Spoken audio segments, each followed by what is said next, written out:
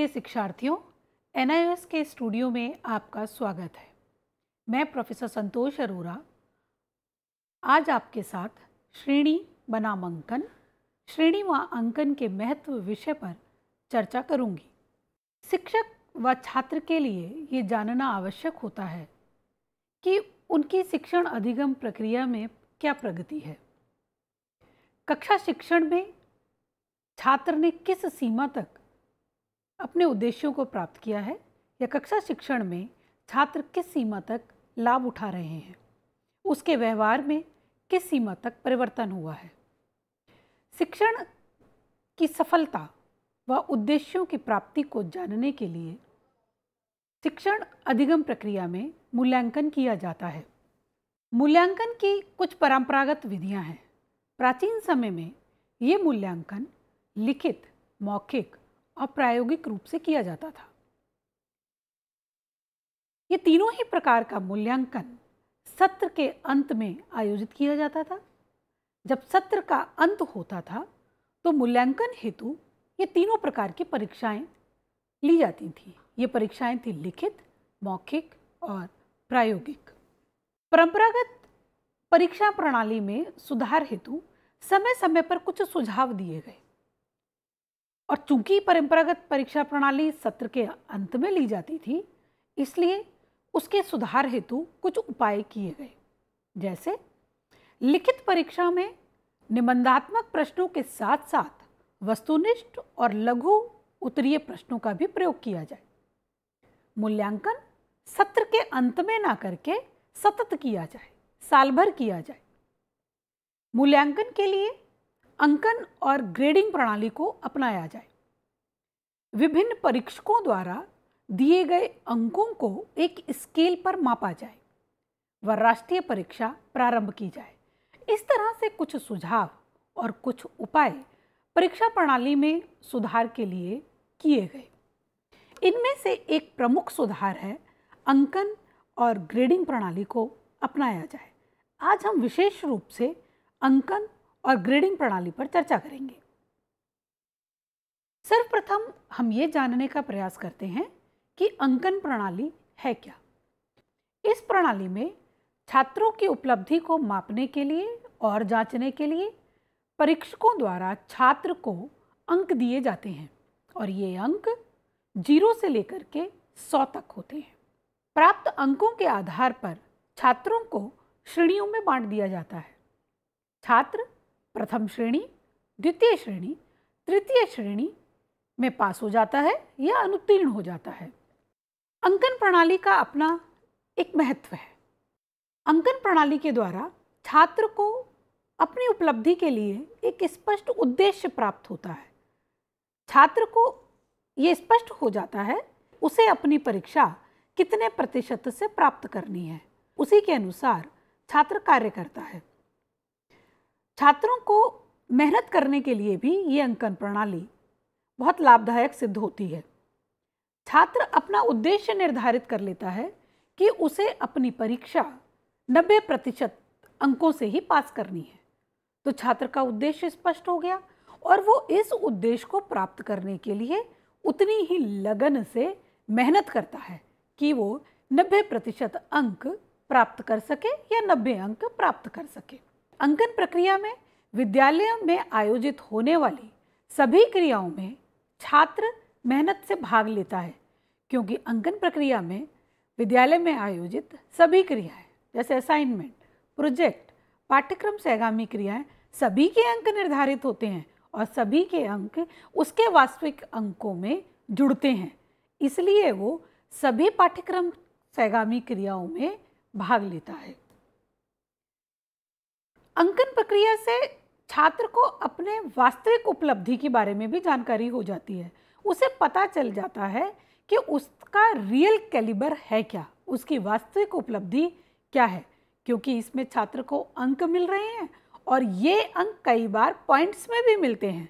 तो उसको अपनी वास्तविक उपलब्धि का भी भान हो जाता है कि मेरी वास्तविक उपलब्धि है क्या। अंकन प्रणाली के कुछ दोष भी हैं, जैसे ये अत्यधिक प्रतियोगिता पर बल देती है, क्योंकि इसमें छात्र को अंक प्राप्त हो रहे होते हैं, इसलिए वो प्रतियोगिता में संलग्न रहता है। इस प्रतियोगिता के कारण उसके अंदर एक तनाव भी उत्पन्न होता है और इस तनाव से उसके अंदर कई स्वास्थ्य जनित समस्याओं उत्पन्न हो जाती हैं, जैसे अनिद्रा, अवसाद, तनाव आदि समस्याएं छात्र के जीवन में जन्म लेने लगती हैं, क्योंकि अंकों के माध्यम से छात्र एक प्रतियोगिता में दौड़ने लगता है। कुछ ऐसे मानवीय कारण भी हैं जिसकी वजह से अंकन प्रणाली दोषयुक्त हो जाती है। जब परीक्षक छात्र की उपलब्धि का मूल्यांकन कर रहा होता है तो उसका मूड, उसकी विषय के प्रति अभिवृत्ति, उसका व्यवहार, उसका व्यक्तित्व भी छात्र के मूल्यांकन पर प्रभाव डालता है। इसलिए कई ऐसे मानवीय कारण हैं जो अंकन प्रणाली को प्रभावित कर देते हैं। कई बार ये अंकन प्रणाली त्रुटि युक्त भी हो जाती है। जैसे एक छात्र ने अपनी उपलब्धि में 59.6 अंक प्राप्त किए हैं, जिसकी वजह से उसे द्वितीय श्रेणी मिली और प्रथम श्रेणी के लिए उसको 60% अंक चाहिए थे। 59.6% अंक और 60% अंक में बहुत थोड़ा सा अंतर है, बहुत थोड़े से अंकों का अंतर है, लेकिन छात्र की पूरी डिवीज़न, पूरी श्रेणी इससे बदल जाती है। जहां वो पहले द्वितीय श्रेणी में पास हो रहा था, थोड़े से अंकों से ही वो प्रथम श्रेणी में पास हो सकता था। तो ये प्रक्रिया इस दृष्टि से भी त्रुटियुक्त मानी जाती है। अंकन प्रणाली एक दूसरी दृष्टि से भी त्रुटियुक्त मानी जाती है। कई बार अंकों को चढ़ाने में या अंकों को अंकित करने में भी त्रुटि हो जाती है। प्राय ऐसा देखा गया है कि एक छात्र जिसके 70 अंक आने थे, उसके 7 अंक आए। इसका मतलब अंकों को अंकित करने में कहीं त्रुटि हुई। अंकों के जोड़ करने में भी त्रुटि हो जाती है। तो ये प्रणाली एक त्रुटि युक्त प्रणाली मानी जाती है, जिससे छात्र को कई बार समस्याओं का सामना करना पड़ता है। अंकन प्रणाली के मानकों में भी भिन्नता होती है। जैसे प्रत्येक विषय में अंक प्राप्त होने के मानक भिन्न भिन्न हैं। यदि किसी छात्र को सामाजिक अध्ययन विषय में अंक प्राप्त करने हैं तो ये अंक 20 से लेकर के 70 तक, 80 तक हो सकते हैं। सामाजिक विषय के अंतर्गत बहुत कम ऐसा देखा गया है कि छात्र को 90 या 100 अंक मिले हों, जबकि गणित विषय में और विज्ञान विषय में छात्र अधिक अंकों को प्राप्त कर सकता है। इसलिए विषयों के अनुसार मानकों में भिन्नता आ जाती है। अंकन प्रणाली का एक दोष ये भी है कि संस्थाओं के मानकों में भी भिन्नता होती है।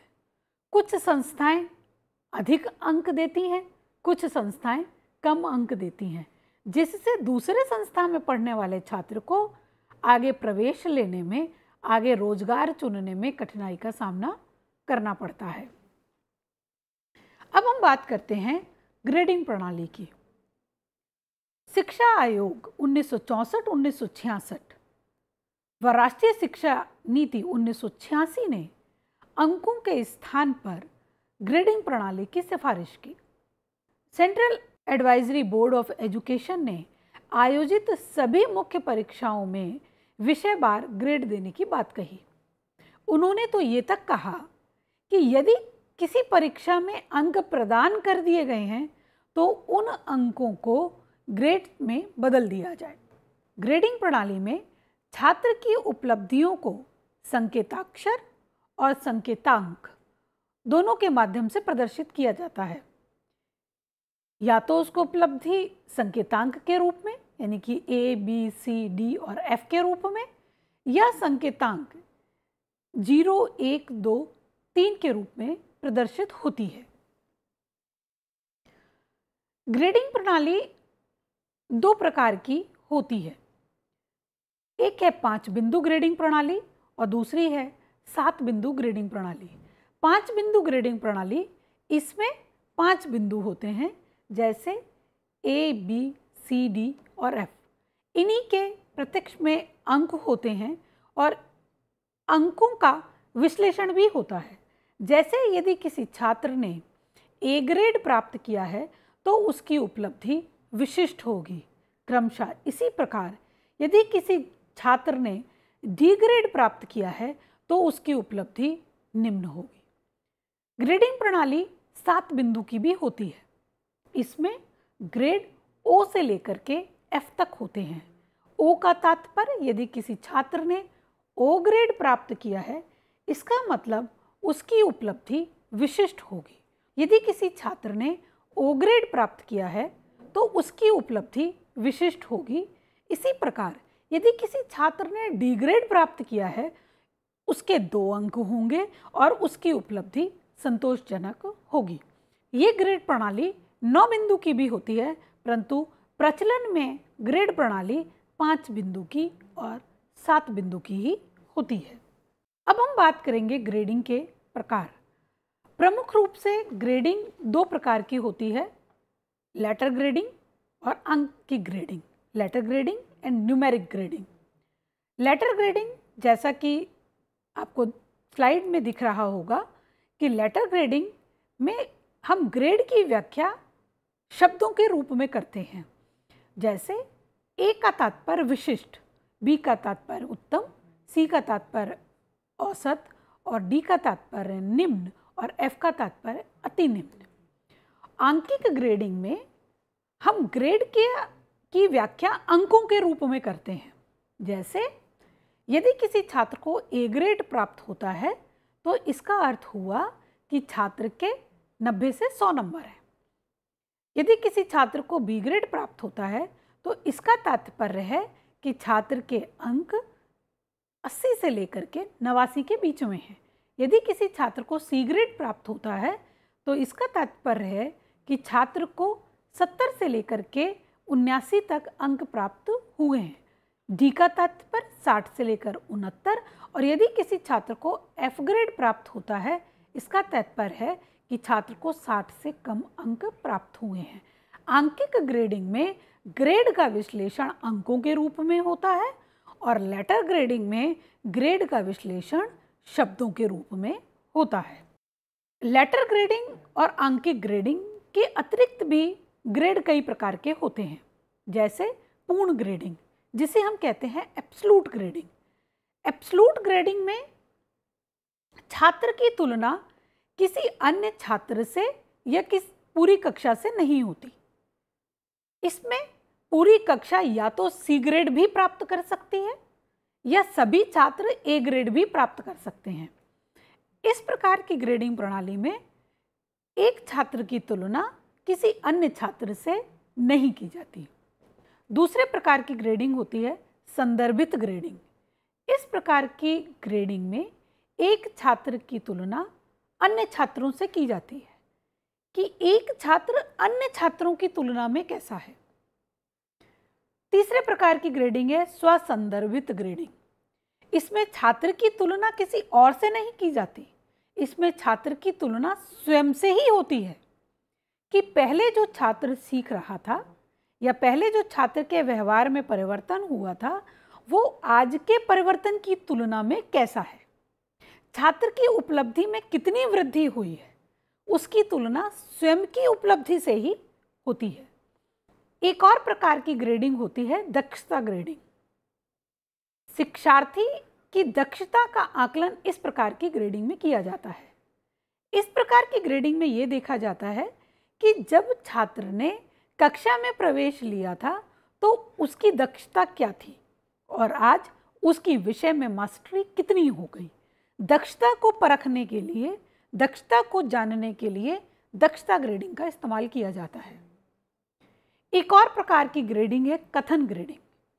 इस प्रकार की ग्रेडिंग में ना तो अंक दिए जाते हैं ना ही कोई ग्रेड दिया जाता है, वरन इस प्रकार की ग्रेडिंग की व्याख्या एक कथन के रूप में की जाती है। जैसे कीप इट अप, उत्तम, शाबाश, कार्य को जारी रखें, मेहनत करें। इस प्रकार के कथन दे करके ग्रेडिंग की जाती है, जिससे छात्र आगे काम करने के लिए, आगे सीखने के लिए और अधिक मेहनत करता है और अधिक प्रेरित होता है। एक और ग्रेडिंग होती है, वो है उत्तीर्ण और अनुत्तीर्ण। इसमें छात्र की उपलब्धि को उत्तीर्ण या अनुत्तीर्ण के रूप में ही जांचा जाता है। उसकी उपलब्धि की व्याख्या या तो उत्तीर्ण के रूप में होती है या अनुत्तीर्ण के रूप में होती है। ग्रेडिंग प्रणाली का भी अपना एक महत्व है। ग्रेडिंग प्रणाली के द्वारा विभिन्न संस्थानों के परिणामों की तुलना करना आसान होता है। इस प्रणाली से छात्र के ऊपर परीक्षा का दबाव कम रहता है, क्योंकि उसको ग्रेड मिल रहे होते हैं और ग्रेड में अंकों का अपना एक रेंज होता है, एक विस्तार होता है, इसलिए उस पर परीक्षा का दबाव कम होता है और इसकी वजह से छात्र को तनाव का सामना नहीं करना पड़ता। ग्रेडिंग प्रणाली के द्वारा छात्र और अभिभावक दोनों ही तनाव मुक्त रहते हैं। परीक्षा का तनाव जहां एक और छात्र को होता है, वो तनाव अभिभावकों को भी होता है। तो जब हम ग्रेडिंग प्रणाली को शामिल करते हैं परीक्षा में या परिणामों के लिए ग्रेडिंग प्रणाली का इस्तेमाल करते हैं, तो छात्र और अभिभावक दोनों ही तनाव मुक्त रहते हैं। ये प्रतियोगिता को कम कर देती है, इसमें कंपटीशन कम है। जैसे 60% से ऊपर अंक आने पर ग्रेड बढ़ जाता है और ग्रेड का अपना एक विस्तार है, इसलिए ये प्रणाली प्रतियोगिता के बोझ को कम करती है। विभिन्न विषयों में छात्रों की उपलब्धि की तुलना के लिए ग्रेडिंग प्रणाली एक उभयनिष्ठ पैमाना प्रदान कर देती है। इसमें छात्र की उपलब्धि भाषा विषय में हो, सामाजिक अध्ययन विषय में हो या गणित और विज्ञान विषय में हो, ये एक पैमाने पर होती है। इसलिए जैसे यदि किसी छात्र के हिंदी में या सामाजिक विज्ञान विषय में कम अंक आते हैं और गणित में अधिक अंक आते हैं, तो ग्रेडिंग प्रणाली इस अंतर को समाप्त कर देती है। ग्रेडिंग प्रणाली की सबसे बड़ी उपयोगिता यह है कि जब छात्र एक संस्थान से दूसरे संस्थान में भाग लेता है, एक राज्य से दूसरे राज्य के संस्थान में प्रवेश लेता है, तो स्थानांतरण के समय जो समस्याएं आती हैं वो ग्रेडिंग प्रणाली से कम हो जाती हैं या समाप्त हो जाती हैं। अब हम जानेंगे कि ग्रेडिंग प्रणाली और अंकन प्रणाली में अंतर क्या है। अंकन प्रणाली का उद्देश्य विषय में अंक हासिल करना होता है, जबकि ग्रेडिंग प्रणाली का उद्देश्य बालक के सर्वांगीण विकास को प्रोत्साहित करना होता है। अंकन प्रणाली का उद्देश्य होता है सिर्फ अंक प्राप्त करना, जबकि ग्रेडिंग प्रणाली का उद्देश्य होता है बालक के सर्वांगीण विकास पर बल देना। बालक जहां पाठ्यक्रम में भाग ले, पाठ्यक्रम की गतिविधियों में भाग ले, साथ ही साथ वह पाठ्यक्रम सहगामी क्रियाओं में भी भाग ले। अंकन प्रणाली में छात्र की उपलब्धि को श्रेणी में नापा जाता है व अंकों में नापा जाता है, जबकि ग्रेडिंग प्रणाली में छात्र की उपलब्धि उसके कुल प्रदर्शन के आधार पर की जाती है। इसमें अंकों को ही महत्ता नहीं दी जाती, वरन पूरे अपने सत्र के दौरान उसने किस प्रकार से अपना प्रदर्शन किया है, इस पर ग्रेडिंग प्रणाली निर्भर करती है। अंकन प्रणाली के द्वारा अभिभावक और छात्र तनाव में रहते हैं, जबकि ग्रेडिंग प्रणाली छात्र के और अभिभावक के तनाव को कम कर देती है, क्योंकि इसमें अंक नहीं है, प्रतिशत नहीं है, प्रतिशत का छोटा छोटा विवेचन और व्याख्या नहीं है। इसलिए ग्रेडिंग प्रणाली छात्र के व अध्यापकों के तनाव को कम करती है। इस प्रकार भी हम कह सकते हैं कि अंकन प्रणाली छात्र के स्वास्थ्य पर बुरा प्रभाव डालती है, जबकि ग्रेडिंग प्रणाली छात्र के स्वास्थ्य की दृष्टि से बहुत ही उपयोगी है। अंकन प्रणाली के द्वारा छात्र उच्च कक्षाओं में समायोजन कर लेता है। छात्र को उच्च कक्षाओं में समायोजन में कठिनाई अनुभव नहीं होती, क्योंकि अंकन प्रणाली में प्रतियोगिता होती है और प्रतियोगिता के कारण छात्र मेहनत अधिक करता है, ज़्यादा अध्ययन करता है। इसलिए जब वो उच्च कक्षाओं में भाग लेता है या उच्च कक्षाओं में प्रवेश लेता है, तो उसको मेहनत करने की वहाँ आदत होती है, उसको वहाँ समायोजन करने में किसी प्रकार की कठिनाई अनुभव नहीं होती। जबकि ग्रेडिंग प्रणाली में प्रतियोगिता कम होती है। प्रतियोगिता यदि कम होगी तो छात्र मेहनत कम करेगा और मेहनत कम करने की वजह से उसको उच्च कक्षाओं में समायोजन में कठिनाई का अनुभव होता है। यदि छात्र निम्न कक्षाओं में ग्रेडिंग प्रणाली से परिणामों को प्राप्त करता है तो उसके अंदर मेहनत करने की क्षमता कम होती है, वो कम मेहनत करता है, जिससे उसे उच्च कक्षाओं में समायोजन करने में कठिनाई होती है। क्योंकि उच्च कक्षाओं की पढ़ाई कठिन होती है व उसमें छात्र को अधिक मेहनत की आवश्यकता होती है। तो इस आधार पर हम ये कह सकते हैं कि ग्रेडिंग प्रणाली जहां एक और छात्र के तनाव को कम कर देती है, छात्र में प्रतियोगिता की भावना को कम कर देती है, स्वास्थ्य की दृष्टि से उपयुक्त है, वहीं ग्रेडिंग प्रणाली उच्च कक्षाओं में छात्र को समायोजन करने में भी कठिनाई उत्पन्न करती है। और अंकन प्रणाली जहां छात्र के स्वास्थ्य पर बुरा प्रभाव डालती है, प्रतियोगिताओं को बढ़ा देती है, छात्र और अभिभावकों को तनाव में रखती है, वहीं उच्च कक्षाओं में छात्र के बेहतर समायोजन में मदद भी करती है। धन्यवाद।